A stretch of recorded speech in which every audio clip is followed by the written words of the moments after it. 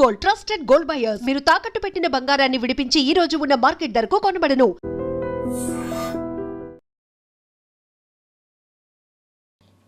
నమస్తే, welcome to I dream. నేను వాలి. ప్రస్తుతం స్టూడియోలో ఉన్నారు అనలిస్ట్ మందడి కృష్ణారెడ్డి గారు. మాట్లాడదాం. సార్ నమస్కారం. నమస్తే అండి. కృష్ణారెడ్డి గారు, ఇప్పుడు కొత్తగా H1B అబ్యూజ్ యాక్ట్ 2026 ఇది వస్తూ ఉంది. అంటే దీనివల్ల భారతీయులకి ఏమన్నా ఇబ్బంది ఉంటుందా? ఏమంటారు? ట్రంప్ రెండోసారి అధికారంలోకి వచ్చిన తర్వాత తను ఎలక్షన్లో వాగ్దానం చేసిన ప్రకారంగా అమెరికన్స్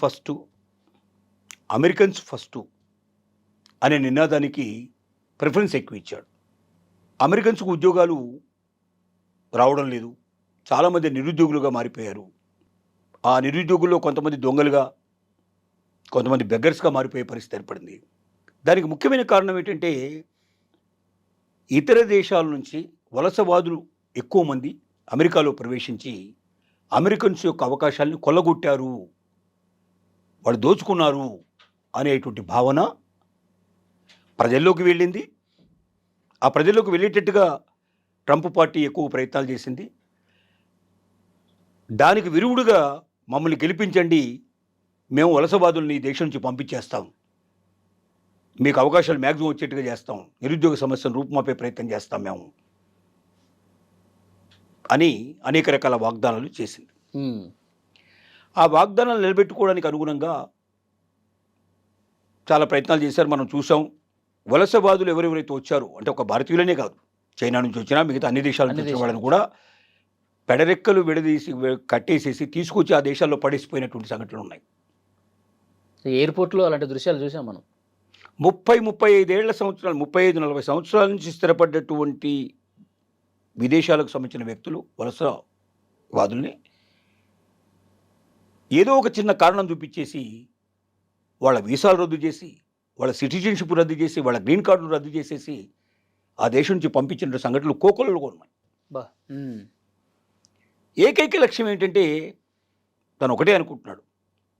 ట్రంప్ ఆలోచన ఏంటంటే, ఈ దేశానికి లాభం చేకూర్చేవాడే కావాలి మాకు. ఈ దేశం నుంచి డబ్బులు పట్టుకుపోయేవాడు కానీ, ఈ దేశ సంపద తీసుకెళ్లేవాడు కానీ మాకొద్దు. వాడి దేశం నుంచి మా దేశం తీసుకొచ్చి పెట్టేవాడు కావాలి.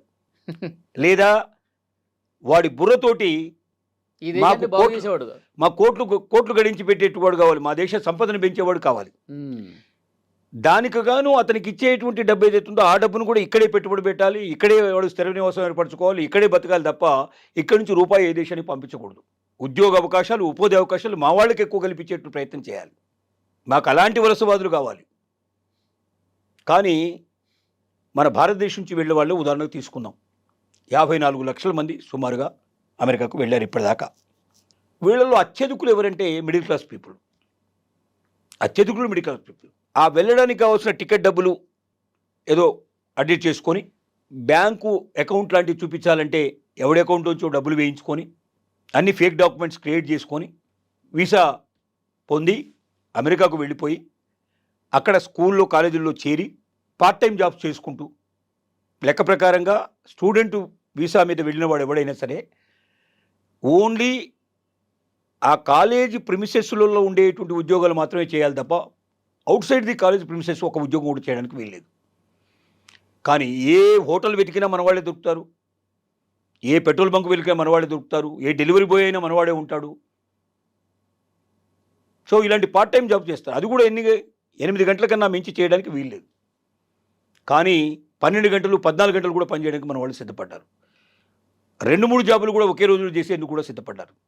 అన్ని వైలేషన్స్ మొత్తం టోటల్గా అన్ని రూల్స్ అన్ని వైలేట్ చేసే పరిస్థితి మన దగ్గర ఉన్నది. ఏ రకంగానే సరే డబ్బు సంపాదించాలి, వీలైతే అక్కడ ఖర్చులకి ఉంచుకోవాలి, ఇంకా కొన్ని వీలైతే మళ్ళీ దేశానికి కూడా పంపించాలనే ప్రయత్నం చేసిన వాళ్ళే. కాబట్టి తప్పుడు పనులు చేసినటువంటి ప్రతి ఒక్కరిని, తప్పుడు వీసాలు క్రియేట్ చేసుకొని, ఫేక్ డాక్యుమెంట్స్ క్రియేట్ చేసుకొచ్చిన వాళ్ళు కానీ, ఇక్కడికి వచ్చి మళ్ళీ ఫేక్ వర్కులు చేస్తున్నట్టు వాళ్ళు అవుతున్నారు, నిబంధనలు పాటించిన వాళ్ళు కానీ, ప్రతి ఒక్కరిని ఏరిపారేయాలనేది లక్ష్యంగా పెట్టుకున్నారు. తర్వాత H1B వీసాలు. H1B వీసా అనేది ఏమిటి అసలు వాస్తవంగా అంటే, ఒక్క అమెరికాలో ఉండేటువంటి కంపెనీ తనకు ఉద్యోగులు కావాల్సి వచ్చినప్పుడు ఆ ఉద్యోగంలోకి అమెరికాలో ఉండేటువంటి పౌరులకు ఆసక్తి లేదు, అర్హత లేదు, అర్హతన ఉండకూడదు, ఆసక్తన ఉండకూడదు, అలాంటప్పుడు దాన్ని ఇతర దేశాలకు ఇవ్వడానికి అవకాశం ఉంటుంది. ఫస్ట్ ఆఫ్ ఆల్ ఆ ఉద్యోగం ఇవ్వడానికి ఏం చేయాలంటే ముందర ఆసక్తి లేని విషయాన్ని క్రియేట్ చేయాలి, అర్హత లేని విషయాన్ని క్రియేట్ చేయాలి, రెండు ఏదో ఒకటి క్రియేట్ చేయాలి. చేయడానికి వీళ్ళు చేసినటువంటి పని ఏంటంటే ముఖ్యంగా తక్కువ సాలరీ పెట్టడం. అమెరికన్లో ఎవరికైనా ఉద్యోగం ఇవ్వాలంటే ఖచ్చితంగా వాళ్ళకి 4 to 5 times ఎక్కువ రేట్లు ఇవ్వాలి. ఇక్కడ $100 ఇస్తే అక్కడ $500 ఇవ్వాలి. అంటే అది నియమం. ఎవరైనా సరే అమెరికన్ సిటిజన్కి ఉద్యోగం ఆఫర్ చేస్తే ఈ స్టాండర్డ్లో ఉండేటువంటి జీతం ఖచ్చితంగా ఇవ్వాల్సిందే తప్ప అంతకన్నా తక్కువ ఇవ్వడానికి వీల్లేదు. అక్కడ ఉన్నటువంటి అవసరాలు, అక్కడున్న పరిస్థితిని బట్టి బ్రతుకు తెరువుకి ఎంత కావాలనే దాన్ని వాళ్ళు డిసైడ్ చేశారు. అక్కడ లేబర్ డిపార్ట్మెంట్కి పర్మిషన్ తీసుకోవాలి. సరే వీళ్ళు ఏం చేస్తున్నారంటే ముఖ్యంగా ఇండియన్స్ని, చైనీస్ని ఎక్కువ ఏషియన్ కంట్రీస్ నుంచి ఎక్కువ మంది తీసుకుంటున్నారు. ఇండియన్స్ ఎక్కువ మందిని బాగా లైక్ చేస్తున్నారు. కారణం ఏంటంటే నెంబర్ 1, 4-5 రెట్లు తక్కువైనా సరే ఇండియన్స్ సంతోషంగా ఒప్పుకుంటారు. కారణం ఏంటంటే భారతదేశంలో వచ్చేదానికన్నా ఇక్కడ వచ్చేది ఎక్కువ కాబట్టి నెంబర్ 1. నెంబర్ 2 ఏమిటంటే ఒబీడియన్స్. గౌరవనీయంగా అవతల వాళ్ళ దగ్గర లొంగి ఉండటం, అవతల వాళ్ళు బాస్ అంటాం, సార్ అంటాం, ఇట్లాంటివన్నీ చేయగలుగుతాడు మనవాడు మాత్రమే. అమెరికన్స్ ఎప్పుడూ అట్లా చేయరు. హాయ్ బాయ్ అంతే వాళ్ళకి తెలిసిన విషయాలు. వాడు బాస్ అయినా, వాడు నెంబర్ 1 ప్లేస్లో ఉండేవాడైనా, అమెరికన్ ప్రెసిడెంట్ అయినా హాయ్ బాయ్ ఇదే ఉంటుంది వాళ్ళ దగ్గర. కాబట్టి ఒబీడియన్స్ అస్సలు ఉండదు వాళ్ళ దగ్గర. రెండోది టైం టు టైం. కరెక్ట్గా 10 o'clock అంటే 10 o'clock కరెక్ట్ ఎంటర్ అవుతాడు, 6 అంటే 6 బయటికి వెళ్ళిపోతాడు. ఒక్క నిమిషం కూడా ఉండడు. పార్ట్ టైం చేయడం కానీ, ఎక్స్ట్రా చేయడం కానీ, సండేస్ హాలిడేస్లో వచ్చి పని చేయడం కానీ ఇట్లాంటివన్నీ ఉండవు. భారతీయులు వీటన్నిటికి విరుద్ధంగా తక్కువ సాలరీలో పని చేయగలరు, 4-5 times తక్కువైనా పని చేయగలరు, ఎక్కువ సమయమైనా ఉండగలరు. ఒబీడియన్స్ అసలు మిగతా ప్రపంచంలో అన్ని దేశాల కన్నా మన వాళ్ళు ఎక్కువ చూపించగలుగుతారు. సండేస్ హాలిడేస్ పని చేస్తారు. ఎక్కువ పార్ట్ టైం, ఎక్కువ టైం కూడా కావాలంటే కూడా 6 అయిపోయిన తర్వాత కూడా అవసరమైతే 2 hours 2 hours 3 hours ఉండి పని చేయమంటే కూడా చేస్తారు.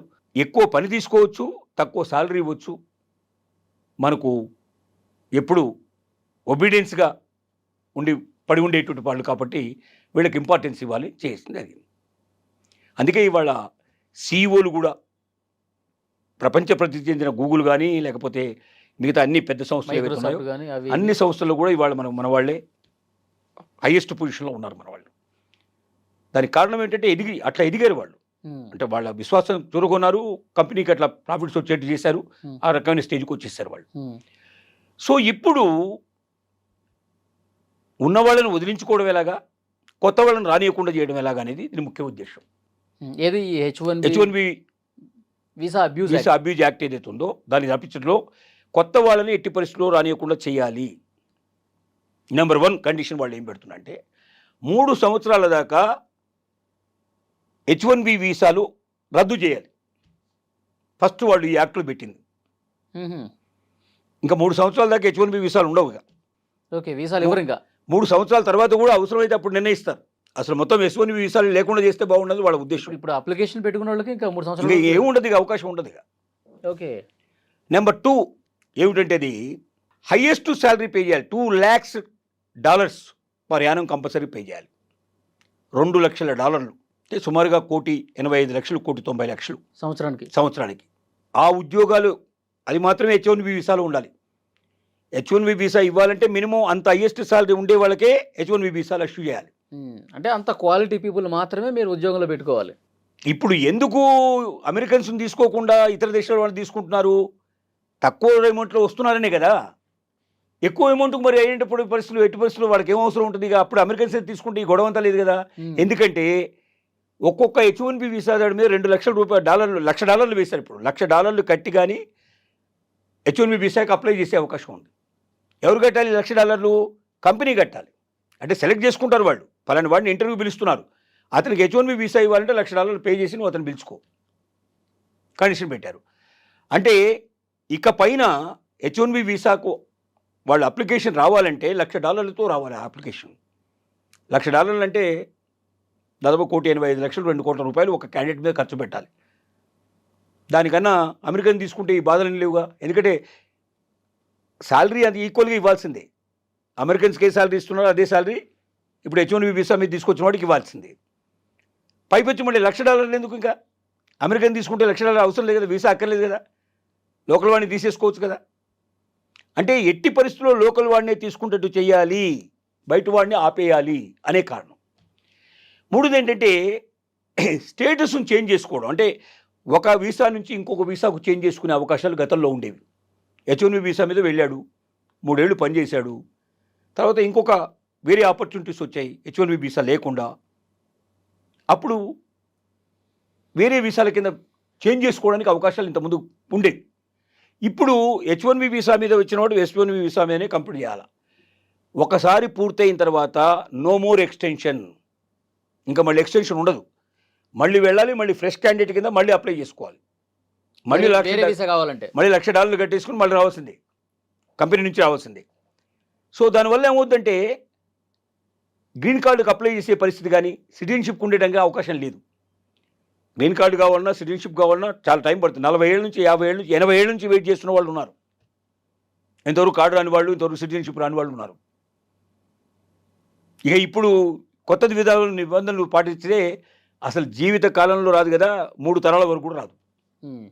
సరే, ఇక్కడ ఇప్పుడు ట్రంప్ వచ్చాడు కాబట్టి అమెరికన్స్కి పెద్దపీట వేస్తాను, అమెరికాకి ఎవరైతే సంపద క్రియేట్ చేస్తారో వాళ్ళు మాత్రమే తీసుకుంటాను, ఆయన ఉద్దేశం ప్రకారం నిబంధనలు తీసుకొచ్చాడు. ట్రంప్ పోయాడు అనుకోండి, ఆయన నెక్స్ట్ టైం ఉండదు, నెక్స్ట్ టర్ము, అప్పుడు ఇంకొకళ్ళు వస్తారు, అప్పుడు ఇంకొకళ్ళ నిబంధనలు, పాత నిబంధనలు తీసుకొచ్చే అవకాశం ఉందా? కానీ ప్రజల మనసుల్లో బాగా చొచ్చుకుపోయిన తర్వాత ఏమని, మన ఉద్యోగాలన్నీ కూడా వలసవాదులు మొత్తం ఎత్తుకెళ్ళిపోతున్నారు, మనకు ఉద్యోగాలు రాకుండా చేస్తున్నారు, మనకు ఉపాధి రాకుండా చేస్తున్నారు, మనకు అవకాశాలు మొత్తం దోచుకుంటున్నారు వాళ్ళు అనేటువంటి మనసులో ముద్ర బలంగా పడ్డాక కొత్తగా ఏ ప్రెసిడెంట్ వచ్చినా వాడికి ముందు ఈ కండిషన్స్ పెడితేనే కానీ వాడిని ఎలక్ట్ చేసుకునేట్టు పరిస్థితులు లేనట్టు సిచ్యువేషన్స్ వచ్చేస్తున్నాయి ఇప్పుడు. ఓకే, సో అన్ని పార్టీలు తప్పక అమలు చేయాల్సినటువంటి పరిస్థితి తీసుకొచ్చారు. కాబట్టి భవిష్యత్తు లోపల ట్రంప్ రేపు పొద్దున్న నెక్స్ట్ ఎలక్షన్లో గెలవకపోవచ్చు. ఇప్పుడే చాలా అతనికి వ్యతిరేకత చాలా వచ్చింది. 68% పీపుల్ ఇప్పుడు దాదాపు వ్యతిరేకంగా ఉన్నారని తెలుస్తోంది. నెక్స్ట్ టర్మ్ ఉండదులేండి, నో కింగ్స్ అని చెప్పి ఎక్కడ చూస్తే అక్కడ కష్టమేనట. అది నెక్స్ట్ టైం కష్టం. ఈ యుద్ధంతో మరింత బలహీనపడ్డాడు ఇప్పుడు పరిస్థితి, సిచ్యువేషన్స్. కాబట్టి నెక్స్ట్ టైం రాకపోవచ్చు. కానీ ట్రంప్ వారసుడు ఎవరైతే వస్తారో వచ్చేవాడు కూడా ఈ విధానాలు నేను పాటిస్తానని చెబితేనే తప్ప వాడు గెలవగలిగే పరిస్థితులు ఉండకపోవచ్చు అనేది చాలామంది అమెరికన్స్ యొక్క అభిప్రాయం, నిపుణుల యొక్క అభిప్రాయం కూడా ప్రపంచవ్యాప్తంగా వినబడుతుంది. ఏది ఏమైనప్పటికీ H1B వీసా అబ్యూజ్ యాక్ట్ అనేది పాస్ అయితే మాత్రం, ఇప్పుడు పార్లమెంట్లో ప్రవేశపెట్టారు దానికి ఏదో టైం ఇస్తారు, డేట్ ఇచ్చారు. ఆ డేట్ నాడు ఎలక్షన్స్ జరుగుతాయి. ఆ ఎలక్షన్లో ఒకవేళ విన్ అయితే మాత్రం టోటల్గా ఇండియన్స్ చాప చుట్టుకుని వెనక్కి రావడమే జరుగుతుంది. ఎందుకంటే మళ్ళీ కొత్త నో మోర్ ఎక్స్టెన్షన్ కదా. H1B వీసా అయిపోగానే ఇంకా వేరే దాంట్లో దేంట్లో పడి దాంట్లోకి ఇంత ముందు పోయేవాళ్ళ పోవడానికి అవకాశం లేదు. ఇండియాకి వచ్చేసేయాల్సిందే. ఎన్ని సంవత్సరాలకి ఇస్తారు సార్? ఇప్పుడు ఎన్ని సంవత్సరాలు అక్కడ ఉండడానికి H1B వీసా? అంటే 3 ఏళ్ళు 5 ఏళ్ళు అట్లా కొంత కరెక్ట్ పీరియడ్ అని ఇట్లా ఉండదు. వాళ్ళు ఆ ఉద్యోగానికి కొంత పరిమితి ముందు తీసుకుంటారు, పర్మిషన్. ఆ పర్మిషన్ తీసుకున్నప్పుడు వాళ్ళు కొంత లైసెన్సులు పే చేయడం అట్లాంటివన్నీ కొన్ని ఉంటాయి. సహజంగా 3 years మినిమం ఉంటుంది. మ్యాక్సిమం 5 years 10 years దాకా కూడా పోయినట్టు కేసులు ఉన్నాయి. అంటే మళ్ళీ రెన్యువల్ చేసుకునేట్టు అవకాశాలు ఉండేవి ఇంతకుముందు. ఇప్పుడు రెన్యువల్ ఛాన్స్ లేదు. ఓన్లీ 3 years కనే ఇచ్చారనుకోండి. ఏ H1B వీసా అయినా 3 ఏళ్ళకి ఇవ్వాలని కండిషన్ పెడతారు. ఇప్పుడు 3 ఏళ్ల తర్వాత ఎక్స్టెన్షన్ ఉండదు. ఇక మళ్ళీ వెనక్కి రావాల్సిందే, మళ్ళీ కొత్తగా ఫ్రెష్గా అప్లై చేసుకోవాల్సిందే. మళ్ళీ అక్కడ ఫ్యామిలీలతో ఉన్నవాళ్ళు, పిల్లలతో ఉన్నవాళ్ళు అంత ఇబ్బంది కదా సార్. అసలు ఇప్పుడు కుటుంబాలు విచ్ఛిన్నమయ్యే పరిస్థితి ఏర్పడుతుంది. రెండోది, ఇప్పుడు బర్త్ రైట్ షిప్ ఏదైతే ఉందో, అంటే అమెరికాలో పుట్టిన పిల్లవాడు అమెరికనే అనే నినాదంతో ఇప్పటిదాకా నడుస్తుంది. ఇప్పుడు ఏం చేశాడు, తల్లిదండ్రి ఇద్దరు కూడా సిటిజన్షిప్ ఉంటేనే కానీ ఆ పిల్లాడు బర్త్ రైట్ వస్తుంది. తల్లికో తండ్రికో సిటిజన్షిప్ ఉండి కూడా ఇంకొకరికి లేకపోతే బర్త్ రైట్ షిప్ ఉండదు. అంటే తల్లిదండ్రి అక్కడ ఇద్దరు ఉంటారు, ఉద్యోగాలు చేస్తుంటారు, కానీ పిల్లాడిని మాత్రం ఇండియాకు పంపించేస్తారు. ఇప్పుడు అలాంటి పరిస్థితులు ఏర్పడుతున్నాయి. సిటిజన్షిప్ రావాలంటే ఏంటి, ఎంత కష్టపడాలి? సిటిజన్షిప్ రావడానికి చాలా ఏళ్ళు పడుతుంది. ఇప్పుడున్న ప్రకారంగా 40 ఏళ్ళు పడుతుంది. 40 ఏళ్ళు కూడా గ్యారంటీ వస్తుందని నమ్మకం లేదు. ఓకే, అంటే ఒక పద్ధతి ప్రకారం అన్ని దేశస్తుల్ని, అమెరికల్ని కాకుండా ప్రతి ఒక్కరిని కూడా బయటకు పంపే ప్రయత్నం. తర్వాత ఇంకొక నిబంధన మాత్రం ఏం చెప్పారు, ఇప్పటిదాకా 65,000 నుంచి 85,000 దాకా H1B వీసాలు లాటరీ పద్ధతిలో తీస్తున్నాం. ఇక్కడ నుంచి H1B వీసాలు 25,000కే పరిమితం చేయాలి.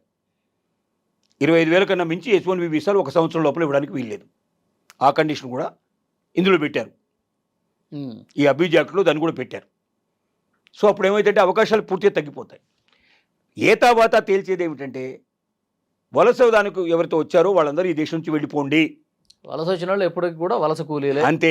మీరు మీ దేశానికి మళ్ళీ వలస అంతే. వెళ్ళిపోండి. మీరు మాకు అవసరం లేదు, మీ వల్ల మాకేం ఉపయోగం లేదు, మీరు ఎంతకాలం ఉన్నా ఈ దేశం నుంచి ఏం మోసపోవాలని చూస్తారు తప్ప ఈ దేశానికి ఏమి ఇవ్వాలని మీరు చూడరు, మాకు మీలాంటి వాళ్ళు కావాల్సింది కాదు మాకు కావాల్సింది ఆ దేశంలో సంపాదించి ఆ సంపద అంతా పట్టుకొచ్చి మా దేశానికి ఇవ్వాలి, లేదా మా దేశంలో సంపద సృష్టించి మా దేశానికి ఖర్చు పెట్టాలి. అలాంటి వాళ్ళనే మేము కోరుకుంటున్నాం తప్ప మీరు ఎంతకాలం ఉన్నా ఇక్కడ నుంచి ఏదో పట్టుకుపోవడానికి ప్రయత్నం చేస్తారు తప్ప మీరు మాకు అక్కర్లేదని నిర్ణయానికి వాళ్ళు వచ్చారు. అంటే దీన్ని బట్టి సార్ భారతీయులందరూ కూడా మాతృభూమిని ప్రేమించడం నేర్చుకోండి. నేర్చుకోవడమే కాదు, అసలు ఇక్కడ ఉన్న అవకాశాలు ఇప్పుడు ప్రపంచంలో ఎక్కడ లేవు. ప్రపంచ కంపెనీలన్నీ ఇప్పుడు ఇండియాకు వచ్చేస్తున్నాయి. అవును. కాబట్టి మీరు ఎక్కడో పోయి మీరు వెతుకొని కూర్చోవాల్సిన అవసరం ఉంది. మీ దగ్గర టాలెంట్ ఉంటే, మీ దగ్గర కెపాసిటీ ఉంటే ఇక్కడే మీకు అక్కడ ఎంతైతే సంపాదించగలుగుతున్నారో అంతకు మించి సంపాదించగలిగే అవకాశాలు ఇప్పుడు ఇండియాలో ఉన్నాయి. ఎస్. కాబట్టి దీన్ని దృష్టిలో పెట్టుకోండి. గత ప్రభుత్వం కాదు ఇది, గత భారతదేశం కాదు ఇది, ఇప్పుడు భారతదేశం మారింది. భారతదేశంలో కూడా అవకాశాలు మ్యాక్సిమం పెరిగిపోయాయి. ఇంత హీనంగా చూసే ఒక దేశం లోపల అసలు దీనికి ఇదే కాదు, వీళ్ళ మీద దాడి, ఇండియన్స్ మీద ఎట్లాంటి దాడి చేస్తున్నారంటే ఎక్కడైనా వాళ్ళకు రోజు ఆన్లైన్లో పంపించేటువంటి వాట్సాప్లో కానీ మిగతా వాటిల్లో కానీ వీళ్ళని తిట్టుకుంటూ వీళ్ళని విపరీతంగా అబ్యూజ్ చేసుకుంటూ మెసేజ్లు పంపిస్తున్నారు. ఎక్కడికైనా పోయినా కూడా ఇండియన్ అని చెప్పి చాలా లేకిగా ప్రవర్తిస్తున్నారు, చాలా అసహ్యంగా చూస్తున్నారు, సెకండ్ గ్రేడ్ సిటిజన్ లాగా చూస్తున్నారు.